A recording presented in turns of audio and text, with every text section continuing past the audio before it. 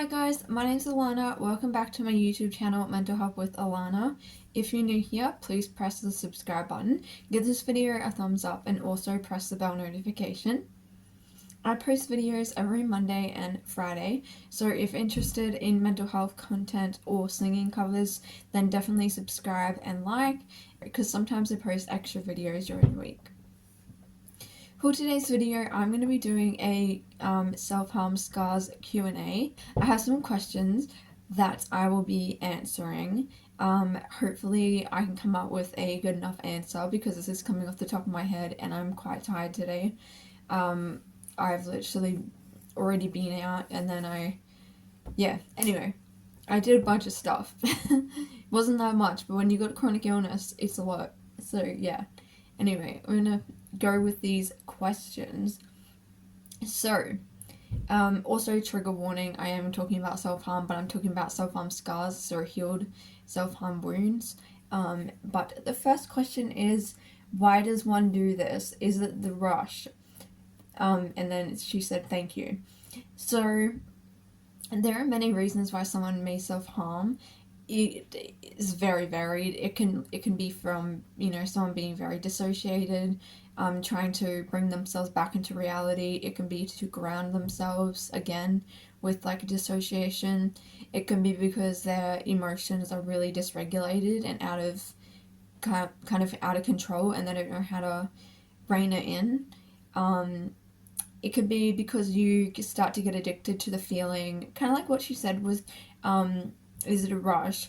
You can actually get addicted to that feeling of adrenaline that your body obviously sets off when you get injured, and you can get addicted to that. So that is kind of an option of why people do continue self-harming. Other things can be like grief and loss, like if you lose somebody really close to you. Could be circumstantial changes, so big changes in your life that are difficult to manage. It could be developing a mental illness. Honestly, it could be anything. Each person's going to have their own reason, and it's a good idea if you know or if you think someone is engaging in this behavior. It's always a good idea to try to ask them yourself that, like, why are they doing this, because don't just assume that any one of those could be the reason. I think it's good to always like double check with the person and try to understand maybe why they're doing it and come at a perspective of why they may be engaging in this behavior, because from the outside it can be very confusing and very scary. So yeah. Then the next question is more to do with about scars. It says, did you always have to hide them? Did you harm yourself only where people couldn't see? So originally when I first started self-harming, I only self-harmed in spots. Actually, no. I started self-harming on my arm, and I wasn't... It was at the point at that time, because I just started doing it, it wasn't very noticeable at all. So it was very faint. The scarring wasn't like what it is now. So I could kind of get away with it to an extent, although I did wear like long sleeves a lot and jumpers and I put makeup over my arm a lot. Wore, like arm warmer things whenever I could, things like that. So I did originally hide them, but that only lasted for about a year. I hid them around certain family members. I still do, like extended family. I do hide them, and they don't know about that because I've chosen to keep that private. But I'm pretty sure I stopped hiding my scars when I started going into hospital, and that would have been probably, I'm going to say 2020 or possibly even 2019. when I started going in and out of psychiatric hospitals was when I stopped hiding my scars a lot, just because there were other people in there with them, and it became a lot more kind of, and I know this kind of sounds weird or sad, but it became very normalized. So for me, it wasn't a big deal anymore. And I'm the type of person too who doesn't care what people think of me.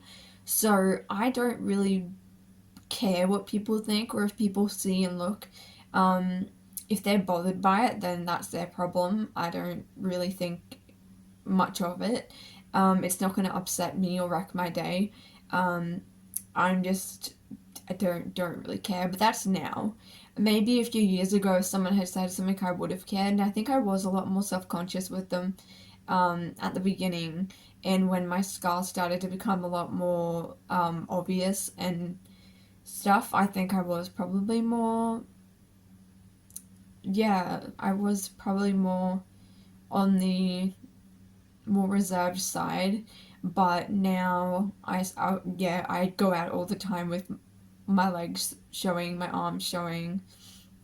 It doesn't matter to me. If I've got a cute outfit on and I've got a short skirt on and a strapless top, then I feel like, oh, this is a nice outfit, then I'll go out and wear it and not be bothered. I don't even think about it. Honestly, at this point, actually, basically the short answer is, at this point, I don't even think about it. I don't notice them, really, because they're just kind of there. The times I do notice them is when they're new, like if they're new scars, then sometimes I do kind of almost forget that they're there, and then I look and I'm like, oh, that's right, that's there. But like for the most part, yeah, I don't really um I don't hide them ever, unless it's around extended family, or it's a situation where I deem it's not appropriate, which doesn't really ever come up anymore. Okay, do you cover your scars with foundation or makeup? I used to, like I was saying, with hiding them, I used to use makeup when I was about 14, 13 actually, when I first started self-harming. When I was 13, I would use makeup for about a year. Um, and I could hide them quite well with makeup because they were flat, whereas now my scars are all raised, and so it doesn't matter what amount of makeup you put on it, you can't get rid of the texture or the bumpiness or the raised bit of it. So, and I just don't really want to go to the effort. It's really hot where I live. Like, it's so hot. It will come off. It goes on other people's clothes. If you hug them, it goes on your own clothes. I wear a lot of black. It comes off on my black clothes, like, all the time. So there'd be no point to it. And they're going to fade eventually to white anyway. So I just don't really care. Again, I just don't care. um, Okay, are they bad? Are they noticeable? How do you care for them? So, I don't really know if you can say whether they're like bad or not, because everyone has their own like idea of what they think is whatever bad is. But I mean, they're noticeable.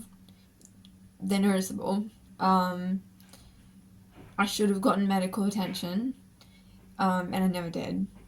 So I suppose you can gather what you want from that.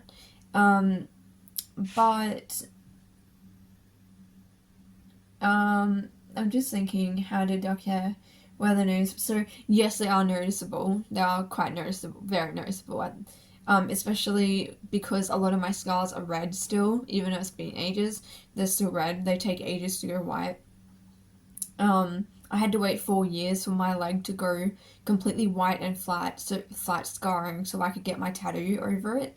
I don't think I've made a video about that tattoo. I will make a video, but it's probably going to get demonetized by YouTube. Like, this one probably will too, but I don't care. Yeah, so I definitely, I don't care for them. in a particular way.